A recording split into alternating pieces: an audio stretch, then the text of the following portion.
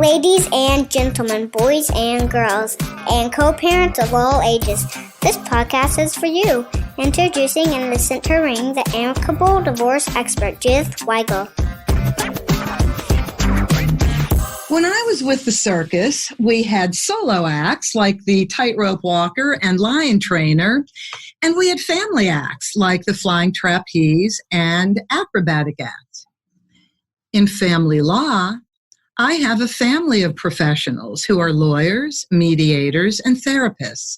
We work together collaboratively, or we refer our clients to whomever we think will do the right job to get our clients through divorce as amicably as possible. The family of professionals we have on the show today were part of a presentation we gave to Southern California Mediation Association a couple months ago. The title was How Mediators and Therapists Can Work Together. I thought we could take this act on the road and give you a program titled Behind the Divorce Curtain, How Mediators and Therapists Work in the Field of Divorce. So here are my friends and colleagues that will be on this panel today. Victoria Goldfarb. Now, Victoria is an attorney, a mediator, and a therapist, so we're all afraid of her. She's the triple threat. Then we have Dr. Kathy Memel, who actually started out as a family law paralegal many, many years ago, and then switched to being a therapist, and she's been in practice 40 years. We have Michele Hahn, who's been a therapist forever, and Michele is going to enter the world of mediation very soon if she hasn't already. And then we have Marvin Whistler. So Marvin has been, like me, a paralegal on steroids. We file for divorce, but I don't think Marvin does that anymore. But he's definitely a mediator, like I am. So everybody, welcome. Thank you for joining us. This is where you all get to say, thank you, Judy. Thank you, Judy. Thank you, Axel. Good to be here, Judy. Thank you so much for coming. All right. So divorce is hard. Divorce is hard on everyone. It's hard on the spouses, the children, and it's hard on the professionals who work with them.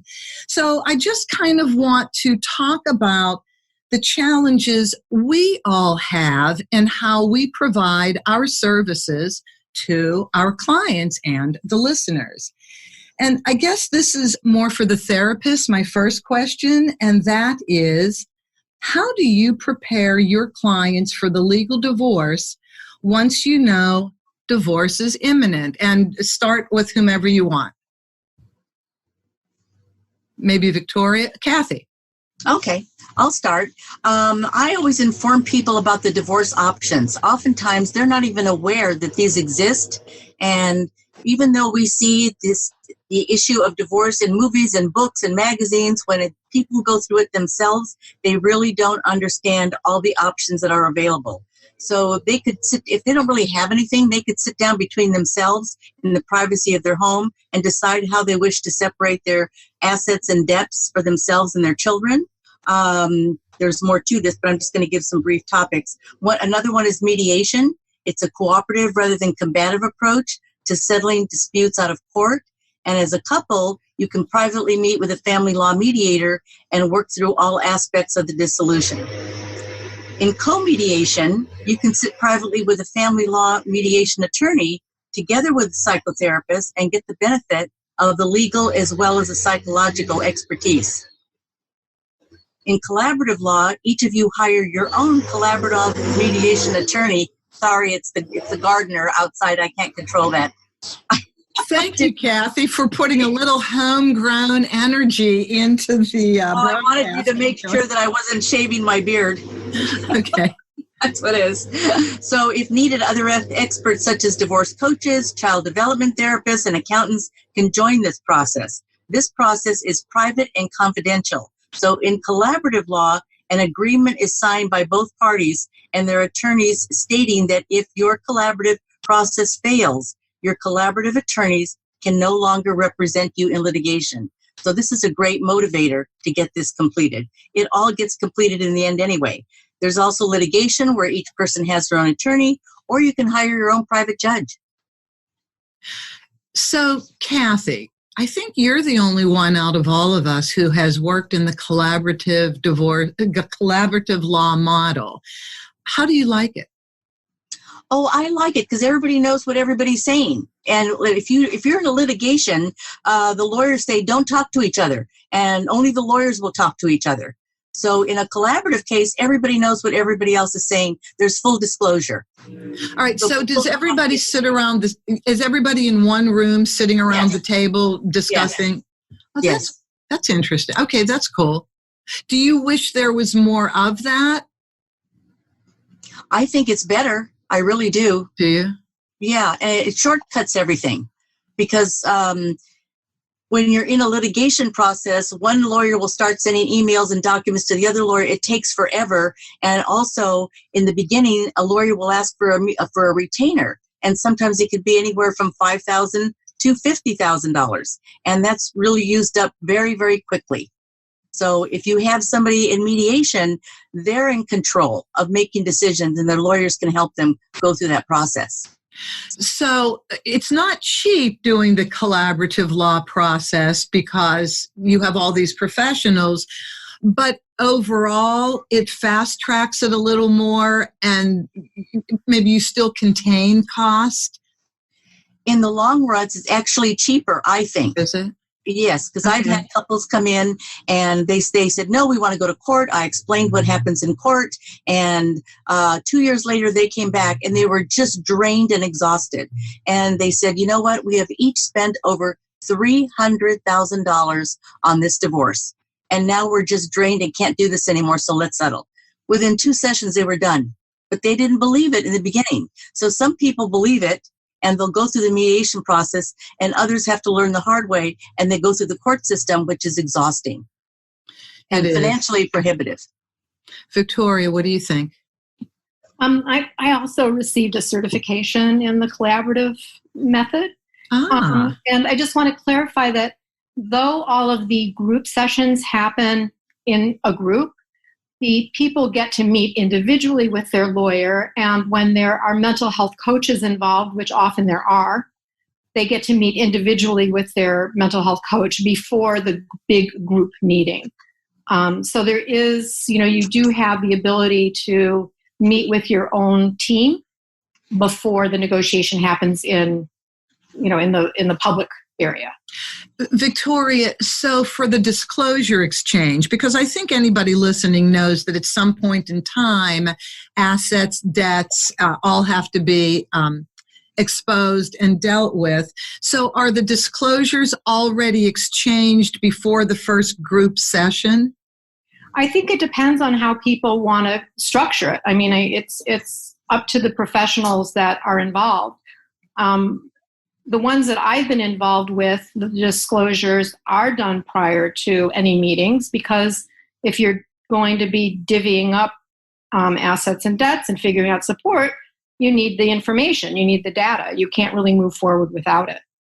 But I'm glad, I also wanted to respond about how I deal as a therapist with helping people prepare for the legal divorce. So in addition to providing them with all of the different options that Kathy outlined so nicely, I will direct them to the legal information that's available on the court websites that explain the different processes, because it's legal information, it's not advice, it's widely available to people, so that they can get an overview of what has to happen, which is if there are children involved, there has to be a parenting plan, there has to be child support, assets and debts have to be divided. There's a discussion also about the difference between community and separate property.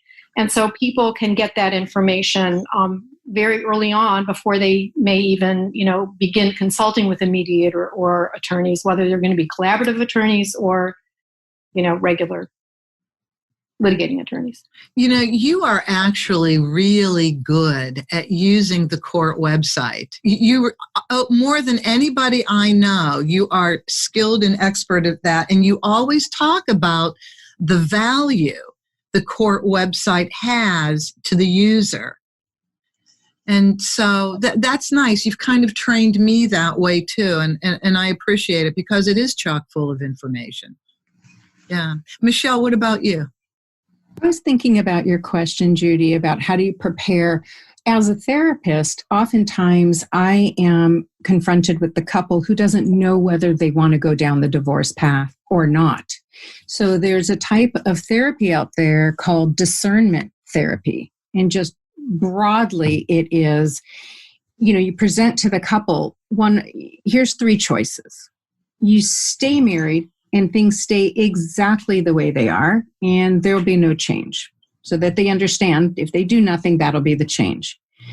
Number 2 would be move towards separation or divorce, in which we would refer to a mediator or any one of the plethora of resources out there to start learning about it. Or number 3, which is, my meat and potatoes, is working on reconciling, committing an all-out effort for X amount of time, whatever the couple and I decide on, 3 months, 6 months, and really get into some deep therapeutic work and see if anything is salvageable. I think that just helps them to organize their thoughts in terms of just what path they want to take. So that's where it begins for me. Thank you, Michele. And then Marvin, you're not a therapist, but I know that you are really good at interviewing people before you each decide to work with each other. So what do you do if you're not convinced as a mediator that it's time for the couple to start the process?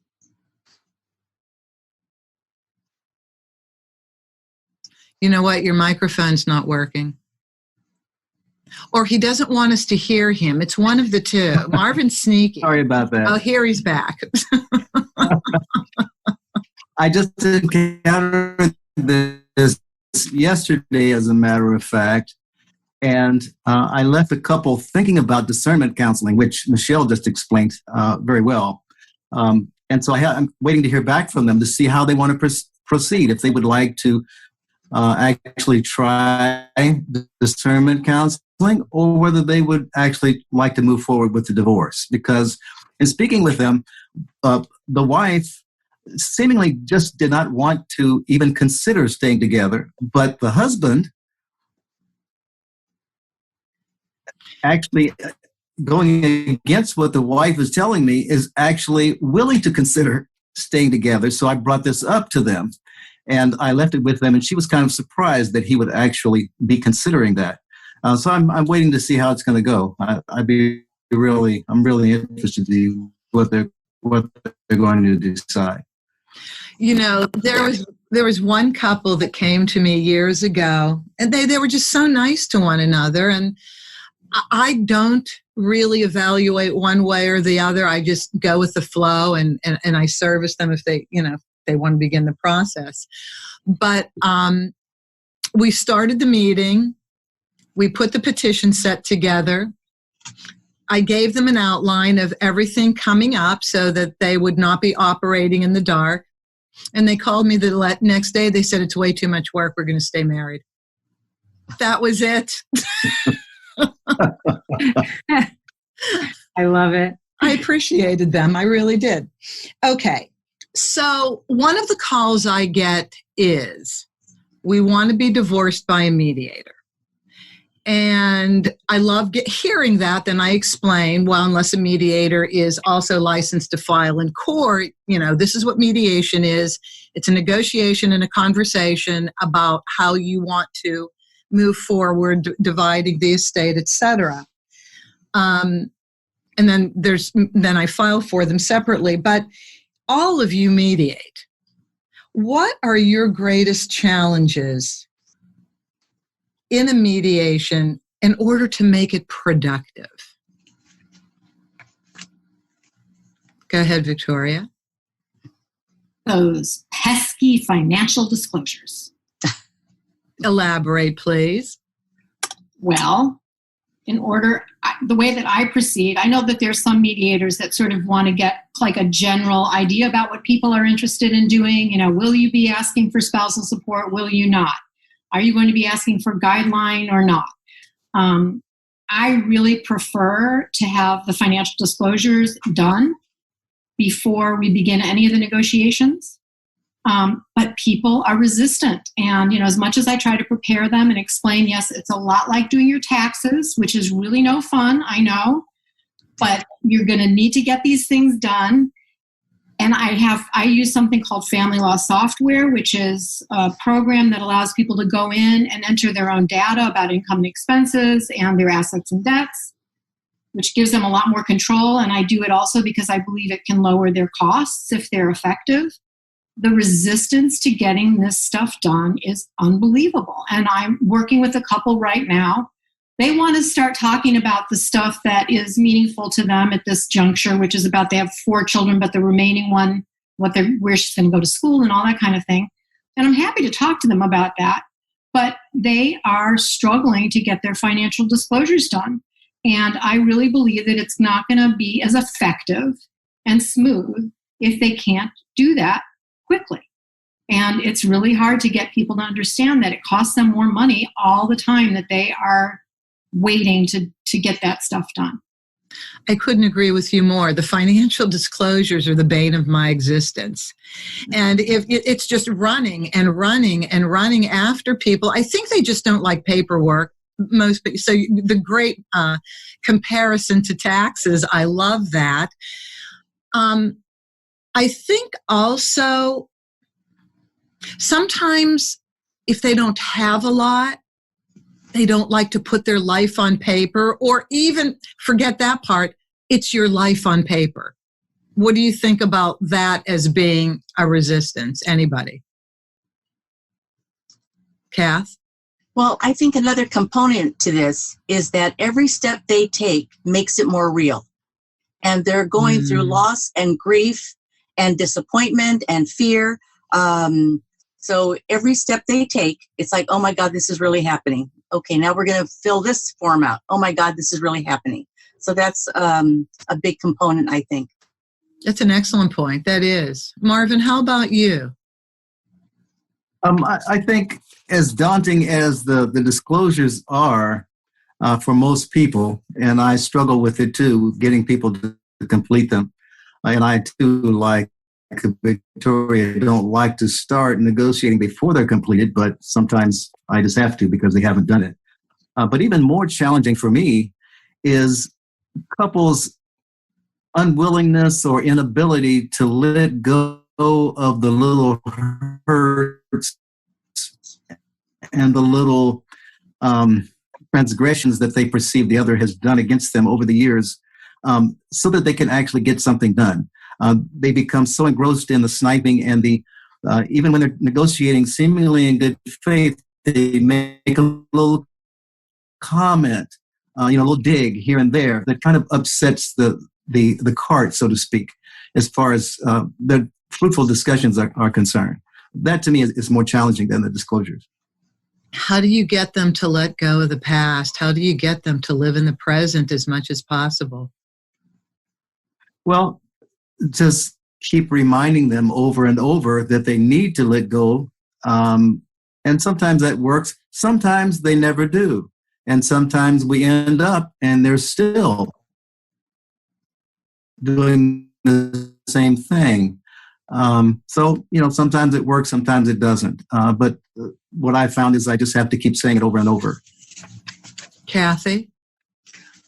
Well, my approach at being a therapist is to understand the client's family system and the why of their behaviors. So it's important for me it helps me to address their emotions first, and it gives them insight as to what's happening. So my approach is to understand the family system. So when I work with individuals or couples, I like to initially see each person separately for 2 hours.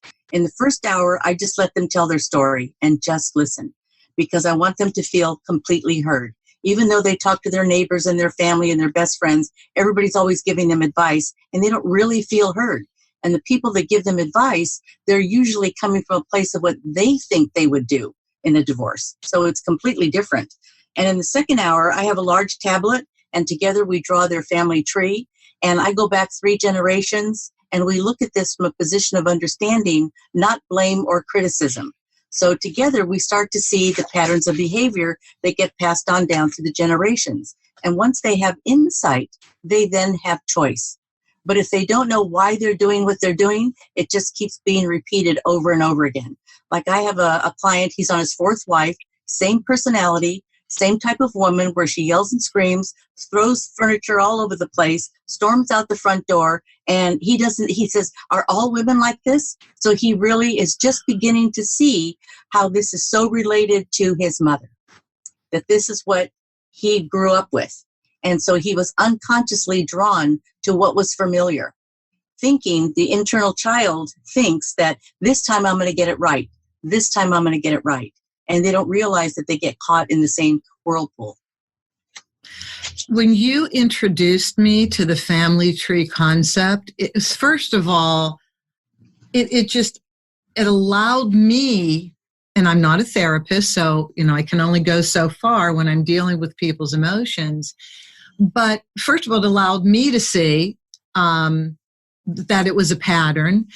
Also, I would just ask people one little question. If I'm listening to somebody talk about the ills of their soon-to-be ex-spouse, I would just ask a little question, because you kind of taught me that, and just say, well, what type of a family environment did your spouse grow up in? Just simply that question. It's a light bulb that goes on with people, and they start connecting. Oh my gosh, that's true. Because we all know that we can repeat the behavior of our parents, right? I think most of us know that. Of course, we don't think we are, but yeah, that was really enlightening. Michele, I know that you're just embarking on mediation, but you do couples therapy, right? That's right. So what's the hardest part for you to work with in couples therapy, especially if you know that more than likely they may end up in divorce?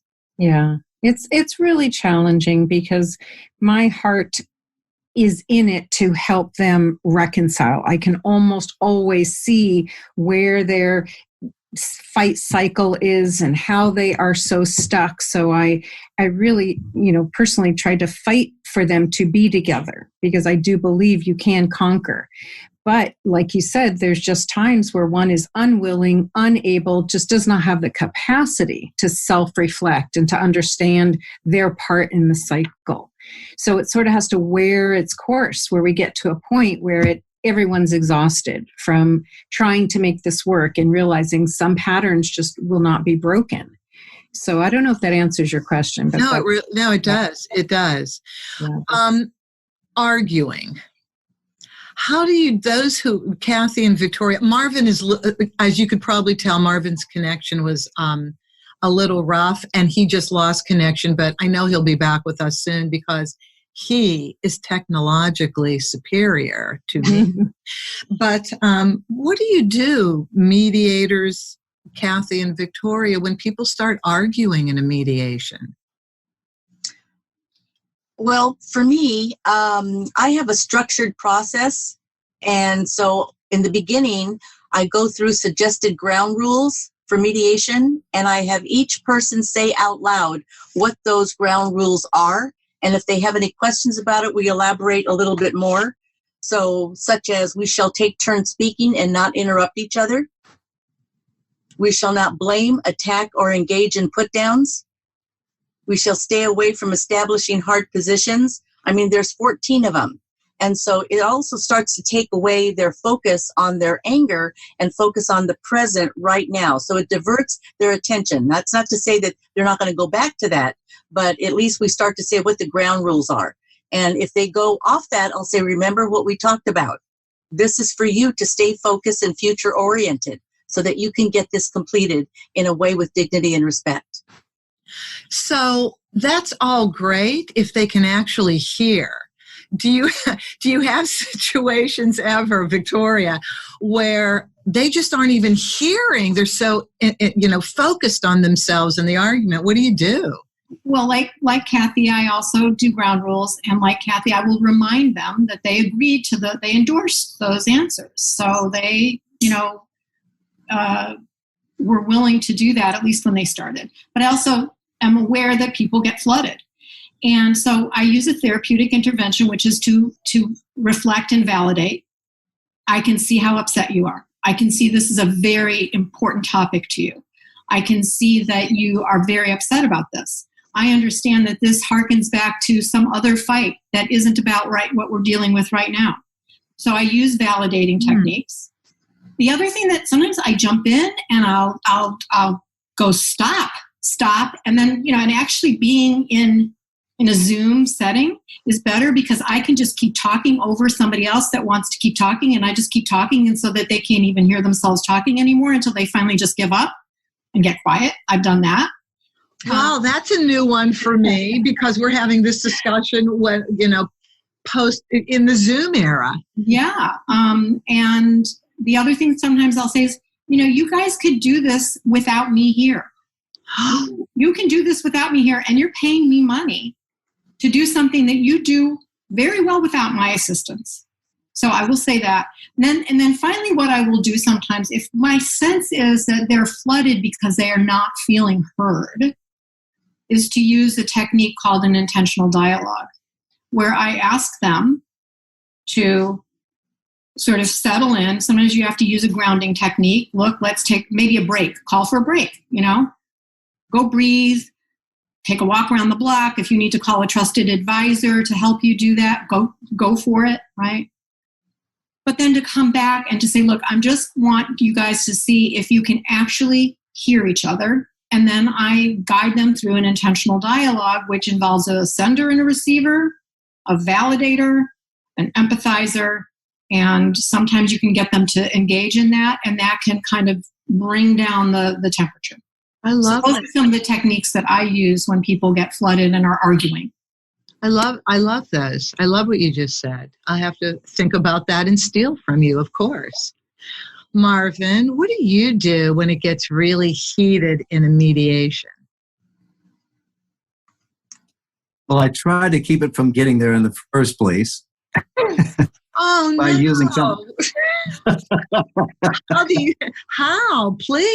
even keep it from getting there? Well, actually, what I've found is fairly effective is actually similar to what Victoria just described, which is I'll ask them to listen to each other and then tell me or tell each other what they just heard, and then say whether or not they accept that. They don't have to agree. Remind them that they don't have to agree. Ask them, okay, what do you think about that? Is that okay? Do you want to think about it? And what's your proposal? So using Bill Eddy's method of what's your proposal? And that works to actually keep the heat down. Once it gets up there, the most effective thing that I have found is actually taking a break. Just give them time out. And sometimes we have to suspend the session until another day. But once it gets so far up there, you can't do anything because they can't hear. They can't hear you. They don't want to hear. So I just try to keep it from getting there. I like that you said I asked them to repeat back what the other person said. Because, it's that game of telephone where we whisper in each other's ear and it comes out a completely different sentence at the end of the line because we filter the words coming at us with the prism, I guess, of our own emotions and our own inner dialogue. But that's a great technique to say, well, what did you hear? I've used it a couple times. I don't use it every time. I'm going to have to remember this. Because when they repeat back in two different ways. They repeat back in words and tone of voice. And isn't tone of voice beyond the words sometimes the real message? What do you think? It is. And sometimes they actually translate when they're giving it back as far as tone is concerned. And it actually makes them pay more attention also to what's being said. And another thing that happens is that the person who is actually speaking can feel acknowledged because they're actually hearing back what they actually said. That's great. That's a really great. That's something that people need. No, you're absolutely right. And just for everybody, Marvin referred to a gentleman named Bill Eddy. Well, Bill Eddy is the international guru of high conflict personalities, how to communicate with them, how to divorce them, how to get along in any way. Bill has 2 interviews on this podcast, January of 2020, divorcing a high conflict personality and co-parenting, or I think it was co-parenting with a narcissist.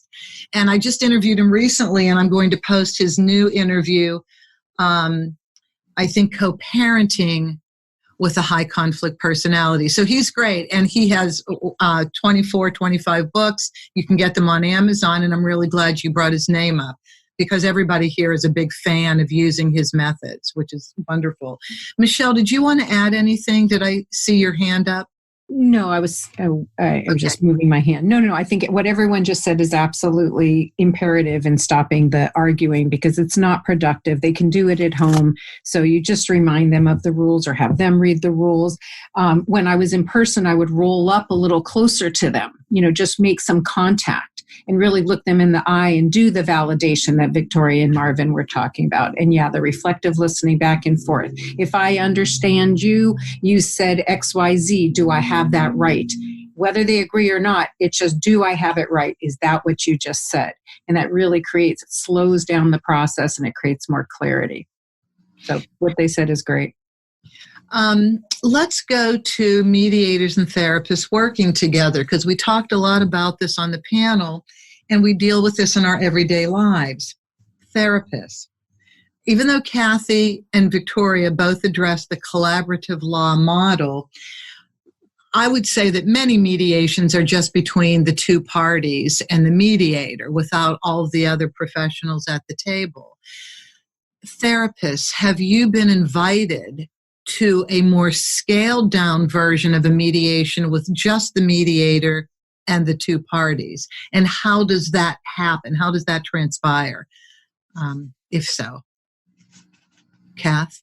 Well, Judy, you called me in on a mediation once with a couple who were arguing about parenting styles and what do we do. And the husband was an alcoholic, and he was in denial about what was going on. And he was really upset that I have a list of guidelines for addictions and what people can do to help themselves. And some people go with it and some people don't.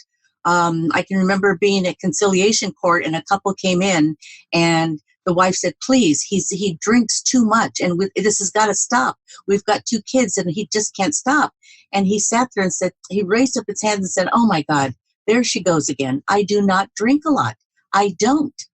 And so I asked him, I said, well, could you share with me what you drink?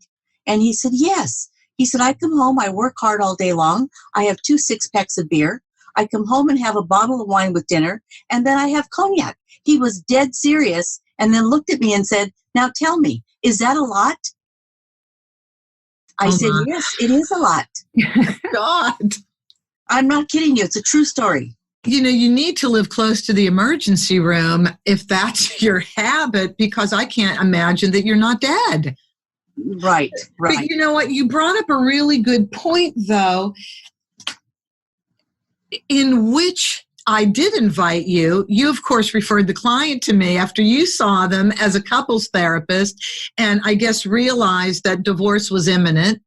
And so you knew something about them, and you referred me as the legal document preparation company who could, file for divorce.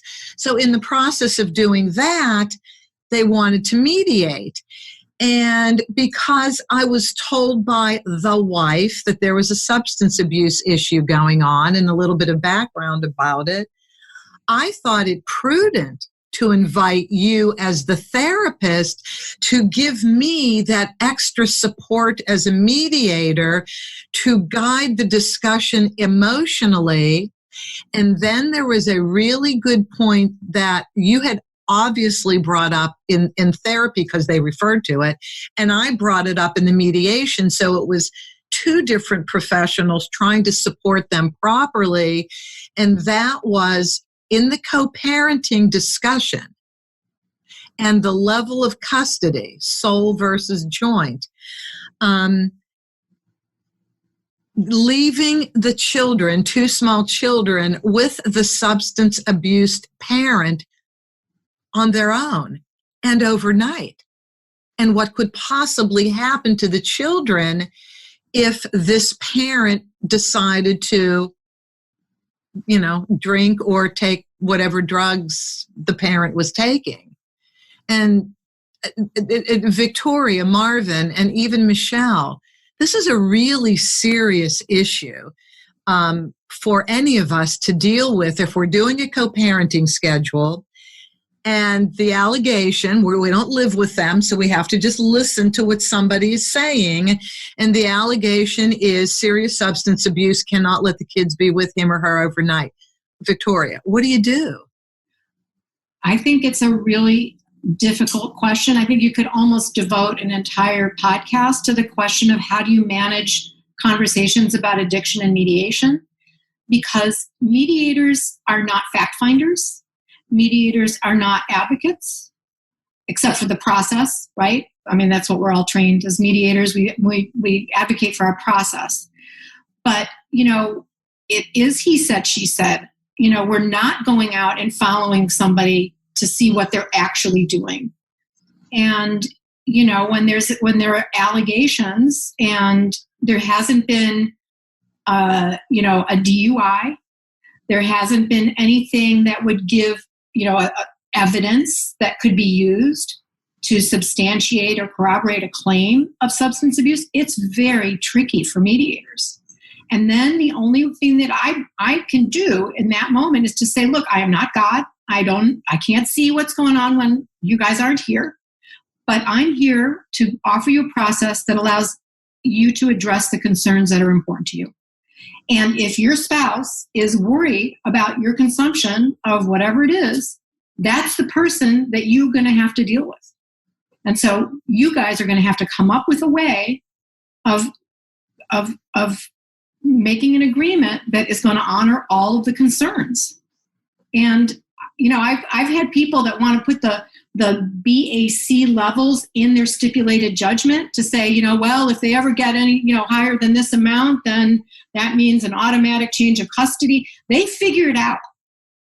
They actually, what is the breathalyzers? They are aware of all of the different things and they do figure it out. But I have to be very clear that I am not there to say, if there isn't a DUI, if there isn't something like that, to say, I don't know what's going on and I don't need to in order to help the two of you to figure this out. Now, if there's a DUI, if there are other, pieces of evidence, real evidence, right, then it is a different kind of conversation. But it goes differently because, the person can't say, well, I didn't have a DUI. Right.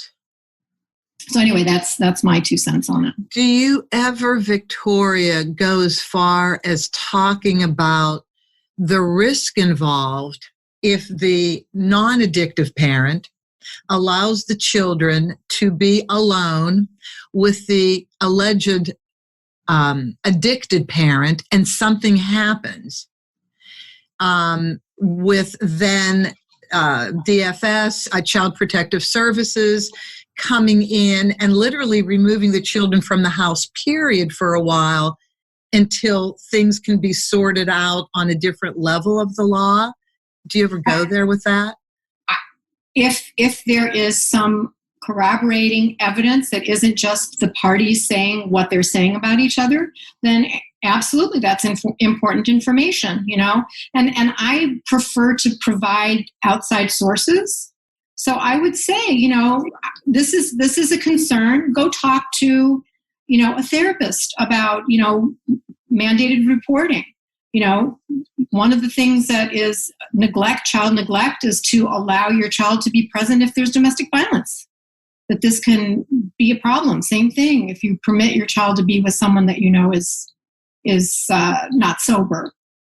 But doing it if there's not, in the absence of something that lets you say, okay, look, this is clearly a problem. I think as a mediator, you have to be very careful about not just assuming that because somebody says it's so, it's so.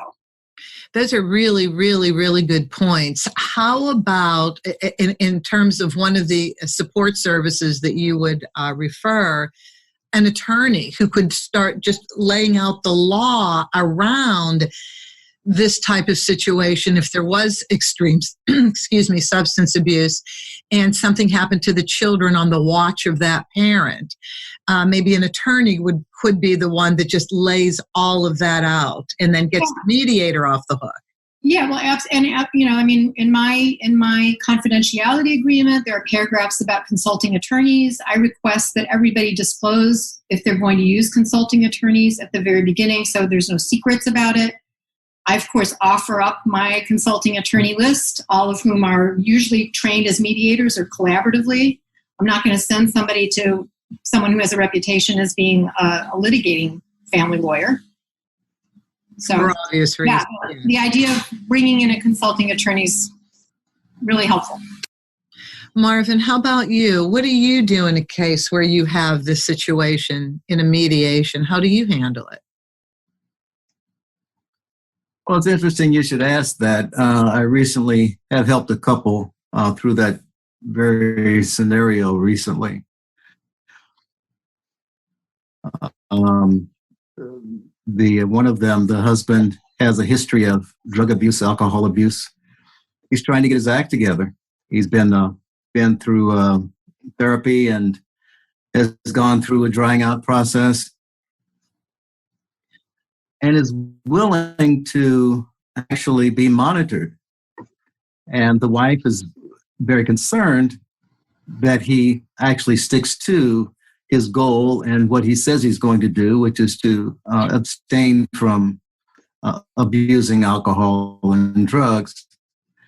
And actually, we've set up, he actually joined a service that actually would monitor him as far as alcohol is concerned, and he's actually willing to purchase another system for drugs, for marijuana specifically, so that he can take random tests. So he's very motivated. He has shown that he is willing to put forth the work and the inconvenience and actually realistically withstand the lack of trust until he can gain that trust again with his spouse or soon to be former spouse. So it's a real problem, and I deal with this a lot because I mediate in the dependency court, which is what you alluded to a little while ago, which actually handles cases where parents have not taken great care of their kids or, abuse alcohol, abuse drugs, domestic violence, all sorts of things that are dangerous for their children. And I help people when they're coming out of that process to actually set up parenting plans. And those are real concerns that one parent will actually put their children in a very dangerous situation. There's nothing that we as mediators can do about that. About all we can do is remind them of their responsibility that they have to their children. Sometimes that works. I know that it probably doesn't work all the time, but that's what I try to do. I try to remind them of their responsibility to their children, because realistically, there's no way to check up on them. An attorney can clarify what would happen if perhaps, things go wrong. But people are going to do what they're going to do. And in my point of view, it's best to simply encourage them to do what they know they should be doing for their children, because they're their responsibility. That was a very enlightened father that you just described. That warms my heart to hear that somebody is that responsible and really cares. And I have found that a couple times, but it's, not typically, but quite often, it'll be, there's nothing wrong with me. I can handle things on my own. I can quit if I want, and I don't need anybody in charge of me. I can make my own decisions. Mm-hmm. And, until somebody really understands the significance of their behavior and the damage it can potentially do. I mean, look, people have pool parties at their homes. There's, everybody's doing fine. Little child may almost drown in the pool because your focus is off them for a minute. I mean, it's so unbelievably easy to not be right there, when your child needs you. And I don't know. I just, that to me is quite surprising. But when you're addicted, there's all this denial until you're ready to acknowledge and then take the steps you need to take care of yourself. Michele, That's so true. When you're dealing with couples and there's a substance abuse issue with one parent, how do you handle it? What's your approach? Yeah, well, substance abuse tends to be contraindicated for couples therapy. So meaning it's not advisable if one is actively using and in the throes of an addiction. It's probably best that they get treatment and go get themselves sober to figure out what's going on there, because the addiction is too much of a distractor, if you will, from couples counseling. That said, they do come in, right? You're not, sometimes you don't find out until 4 sessions into it, right? So it's not a, black and white situation, but it is challenging because you have to just bring it into their cycle. So, when this happens, you go have a drink. And then when you drink, it has this effect on your partner. And then your partner does this. So we just tie it in to help them see how it is contributing and how it's creating the dynamic between them. So it just becomes, part of the discussion. But certainly if one person is heavily in the throes of an addiction, I'm going to encourage them to make that their priority before trying to fix the marriage. I mean, it happens simultaneously, but they've got to be willing. If they're in denial, we can't work together. Thank you for that. And Kathy and Victoria, so do you pause when you see that there is this impediment? We'll just use substance abuse as the impediment. Do you pause your mediations or your therapy sessions so that they can regroup maybe and think about how they want to proceed with their own lives and then with therapy or mediation? Yeah, everybody's different. However, if somebody's really in denial, sometimes I'll separate them and I'll say in this particular case, I'll talk to the man and he'll say, no, I'm not drinking. No, I'm not doing this. Or else they'll say, yes, I am drinking. And I'll say, you know what? I said, I'm wondering if all of this alcohol is trying to soothe the inner pain that's inside you. You go right for it, because that's what it is, right. Isn't it? It really is about the pain that they're trying to soothe. But it does. At first, it's like it was their friend because it numbs them, and then overall, it becomes their enemy because it begins to destroy them. Yeah. And then I'll encourage them to get into a treatment program. I'll encourage them to be sent to an interventionist. There's a man named Ed Storty, and he's done wonders with some of my clients. And he's just great. And he's a former alcoholic himself. And he's in Los Angeles, right? Yes, he's in Los Angeles, yeah. And he has a team of people. But he saved somebody's life. This man was really on the edge of near death. And I said, would you please do this? And his wife said, please do this, please. So he finally said, okay. And it really turned his life around. So there's a way to do it, but I think that they have to come in contact with their pain and their loss. And usually it's passed on down through the generations. You can look at the grandparents, alcoholics. You can look at their parents, alcoholics. And here he is doing it again. So, and I don't blame people. It's how do we understand it? And are they willing to move forward? You know what? Good point. And I'd like to make this point to everybody listening. There is no blame. With anybody in our profession, there is no blame. There's just the intention to provide your service to help in the best way we can. And you so nailed it on that. Did you want to add anything to that, Victoria? I just was thinking about, the model that I was trained in when I was actually in graduate school was motivational interviewing. And sometimes it's really helpful if you're talking to people where there is still denial to kind of locate them on the, are they in pre-contemplation? Are they in contemplation? Are they in decision? Are they in action? Are they in maintenance? Are they in relapse? Where are they in this sort of circle of places that somebody who's struggling with a substance abuse issue is? And sometimes, you can sort of say, well, it sounds like you don't really think you have a problem. And so you would be, and I do a little psychoed. I say, look, this is a model that's used a lot, and it sounds like you're in pre-contemplation right now. You're thinking you don't really quite have a problem. And then, maybe I would do an intervention like Michele suggested, which has to do with saying, well, let's look at the dynamic, the relational piece here. What happens to the relationship, And one of the actual DSM, criteria for any kind of actual disorder is impairment in relationships, impairment in function, right? So if somebody is able to share, well, I don't really think it's a problem, but my significant other does, well, that's actually one of the criteria for a substance abuse problem. So anyway, I think that it's an art, these interventions, whether you're going to work with people who are struggling with substance abuse, either individually or as a couple, are, very kind of individual decisions for clinicians.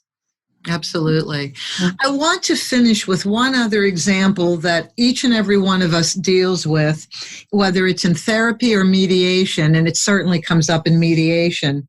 And that is, there's an infant up to 1 year old, maybe a little over 1, and there's a divorce. And the mother doesn't believe, feel, or think that the child should spend overnights with dad for like 18 years. No, I'm kidding. But for, maybe 3 years. How do you handle this? Because there's all the attachment theory that the mothers bring in. I believe in attachment theory. Child is attached to me. Done. How do you all handle this discussion? Marvin, why don't you start?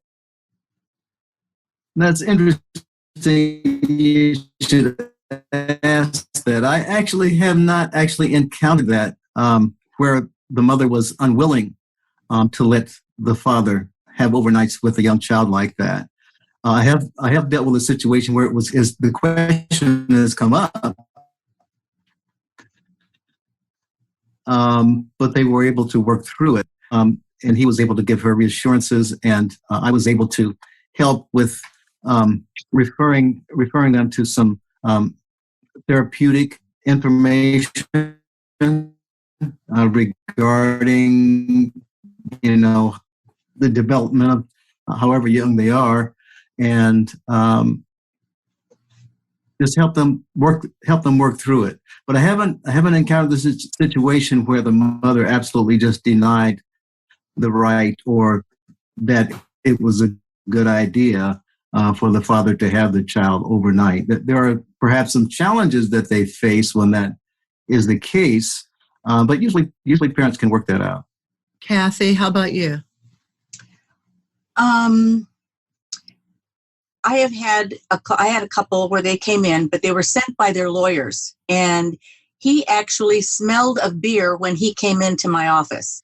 And she says, I'm not going to allow an infant to go and be with him because he doesn't know what he's doing. And I don't know if he's going to drink more or less. And what happens? Is he going to forget to change the baby? Is he going to forget to feed the baby? And they got into a great big fight. And they just couldn't agree on anything. And I sent them back to their attorneys. Well, what about if there's no substance abuse? It's just the idea and the position of mom that a child should only be with mom for the first 2 or 3 years of her life in terms of overnights. Well, I just had a case like that. The mother says they have a baby who's 8 months old. And the mother said, I'm willing to have him have overnights when my son is 10 years old and he says, I want to spend the night with Dad. I'm not kidding you. And he should not be with his father. He should be with me all the time. And she said, you're only here because our lawyer sent us here, but he shouldn't be with his father. So I explained the whole thing about children need to have the right to see both parents and to love both parents, that he's going to learn good things from his father and good things from the mother. And she was just entrenched in her position. And if ever I supported the father in the least little bit of way, see, you're on his side, you're not on my side at all. And what she really wanted was to stay in the court system and have a judge say it. So they did go to court. And the judge did order a step-up plan. She wouldn't hear a step-up plan from me, but she did, because the judge says, okay, for the next 2 weeks, this is going to happen. For the 2 weeks after that, this is what's going to happen. And she was furious. She had to hand over the baby in the courtroom to the father for his time. And she was just beside herself. So this, I mean, there's lots of layers to this case. But true story. When he was 10 years old, he could then have overnights. It's making me smile, Victoria. So, this question about overnights is one that is so hotly debated. Like if you go to Afcc meetings, like there was an entire, I think, Afcc meeting in Chicago that was about this very issue. What is AFCC? What is AFCC? Association of Family and Conciliation Courts. Okay. And, it's really a cool organization. It's full of lawyers and therapists and mediators and judges. Most custody evaluators are mental health professionals, but, it's an organization of all of these different folks. But this is an issue that is primal for people. And even within these communities of people who are trying to help the couples manage it, it touches on so many very primitive feelings for people. And there's, and then they want to use the social science research to support particular positions. So they have, the research from Alan Shore, who is this, psychologist at UCLA that is really all about, right brain to right brain attunement, and that only mothers really do this well. And then you've got a whole group of other researchers that are talking about the fact that, any research that shows that men are very capable of bonding with babies and caring for them. But anyway, so, the AFCC is interested in social science research, but there is no consensus among social scientists, among even the people that are looking at, the interpersonal neurobiology stuff about what is going to be good for these babies in the long run. So it's sort of a hotbed of controversy.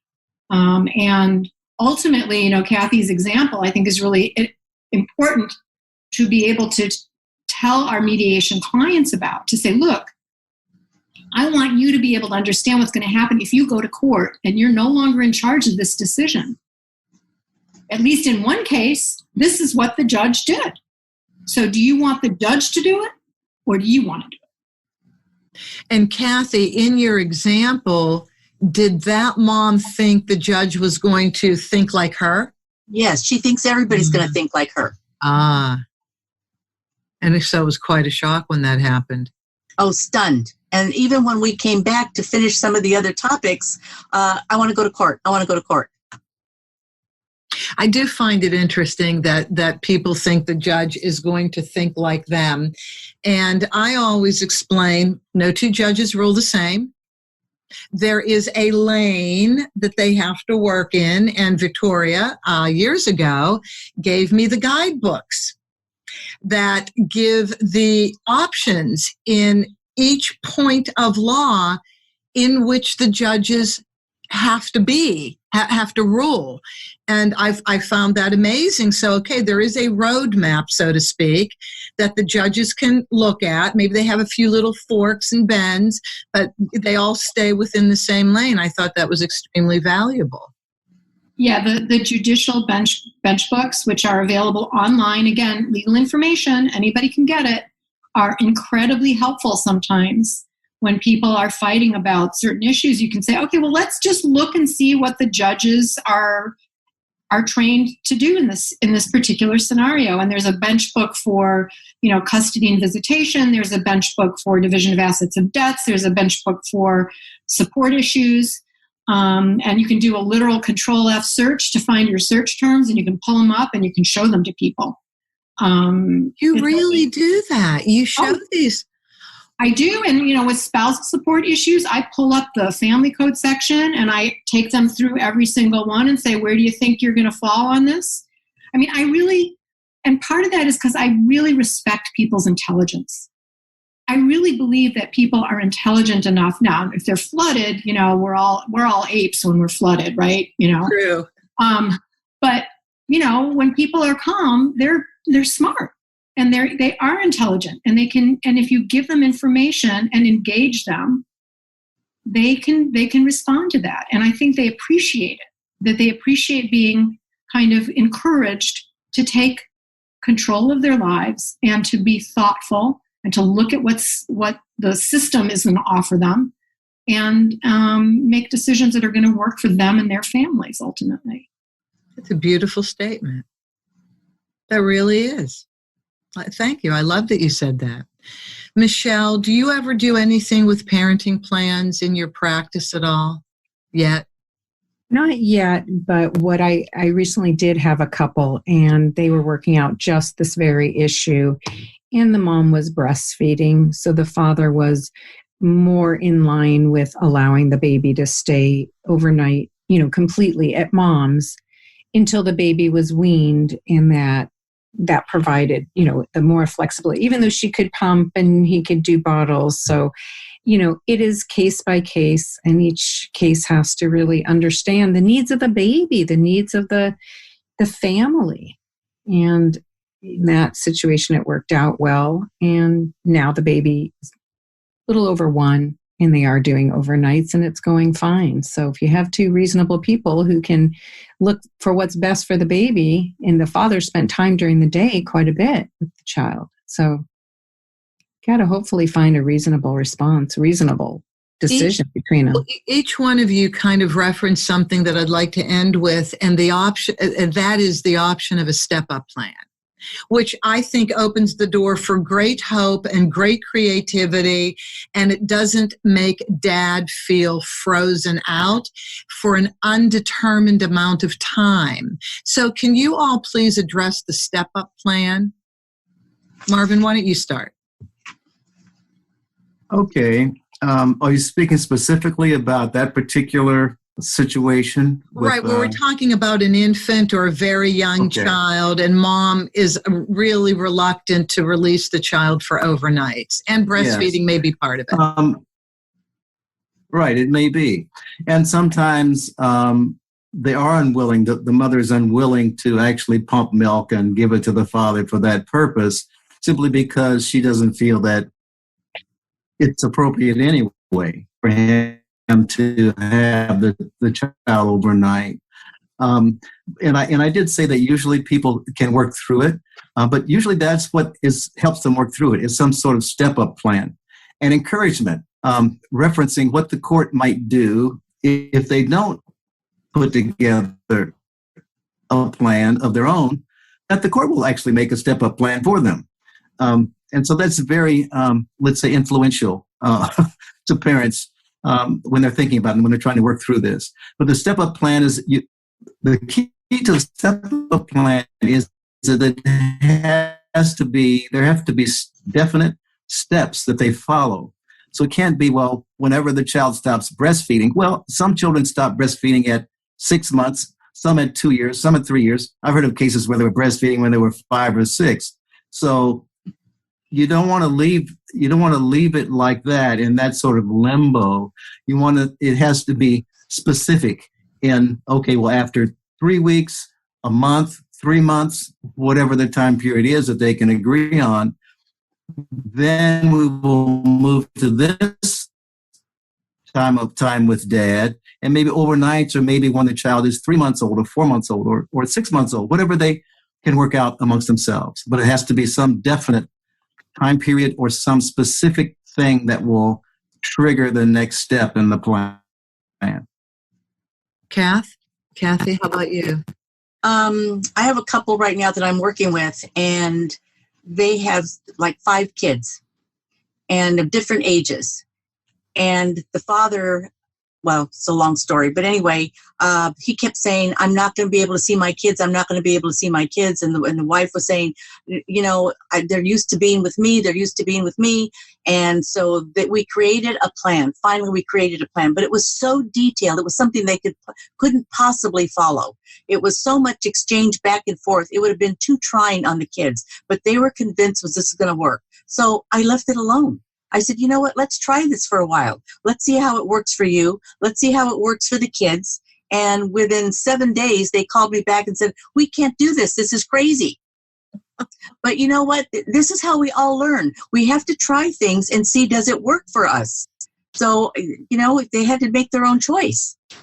Yeah. So now they're saying that they want a 2-2-5, and great. Let's try that. Let's see how it works for them. Let's see how it works for the kids. Right. Okay. And Victoria, anything to add to that? I wanted to emphasize the idea that there should be something that allows people to know what is going to trigger the next step up. And it doesn't have to be time. I mean, Marvin already said this, but I just want to really emphasize it. It could be something like, the child is sleeping through the night, or, the weaning part, like Marvin said, they're the people, when the baby is weaned, provided that it's before they turn 3 or whatever it is. But I think it's really important for people to be engaged in creating those conditions for themselves that will trigger the next step up. And I also really love what Kathy said. Sometimes it's really, and it is part of being respectful, I think, again, let people try things, right? Give them the opportunity to experiment, explore. It's okay if it doesn't work out. You're learning. It's all information. You've never done this before. You've never been divorced before. You don't know. Your kids haven't, it's okay. You can experiment. And the thing about mediation is that you can do that. You don't have to have, the order that is with the court, and then you're in violation of the order, and then God knows what's going to happen to you, right? Right. True. So I really love that Kathy said that, and think that's a really important thing to give people. Yes, and in a step-up plan, meaning it's one schedule now, and then whatever the trigger will be for a new version of the parenting plan, and then beyond that, there may be a third version, maybe it's 3 tiers and not 2 tiers. What I tell all of my clients is, what you're doing, even if there's no issue with how time and is divided and overnight, whatever you're doing now to put in the settlement agreement is now. It's going to change. Life changes. The kids' needs change.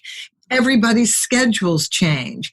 And so just be ready to be flexible with one another.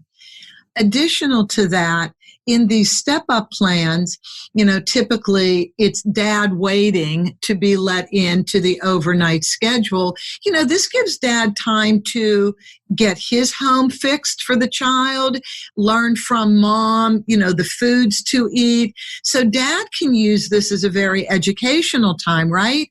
And provide to mom the comfort that when it's time to go to that next step, dad is set and ready to go. What do you all think about that? Yeah. So, okay, we're at the end of the time, and it went really fast for me. This was such a great discussion, and always, because I love all of you. I would like people to be able to get in touch with you. I'm going to start with Marvin. If somebody wants to talk with you about mediation, because that's the one area you work in now, you're not filing anymore, right? That's correct. So how would people get in touch with you, Marvin? They can go to my website, whistlermediate.com. They can send me an email at mwhistlerdm@gmail.com. Or they can call me at 424-249-7686. Say the number once again. 424-249-7686. And unfortunately, because your mic was cutting out, you're going to see this in the show notes, everybody, when you're listening to the episode. But you can even just Google Marvin Whistler and you'll get in touch with him. We'll go around the table. Kathy, how about you? How do people get in touch with you? They can just type in Kathy Memel and it'll lead them to my website. And my telephone number, I have an office in Beverly Hills, and that telephone number is 310-286-9201.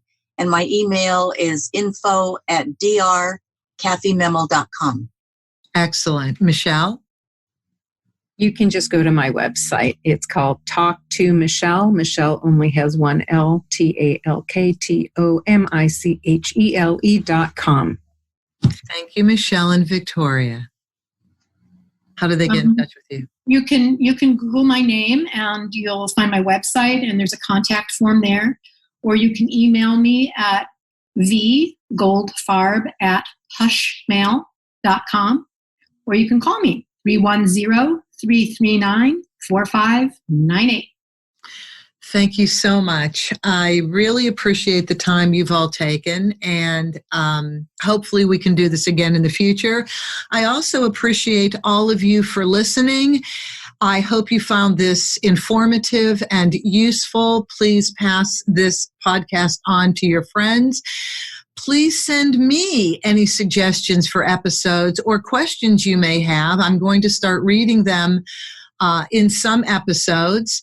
You can reach me through my website for the podcast, theamicableddivorceexpert.com. And as always, have an amicable day. That's our show for today. Thank you for joining us. Be good to yourselves, be kind to your spouse, and cherish your children above all else.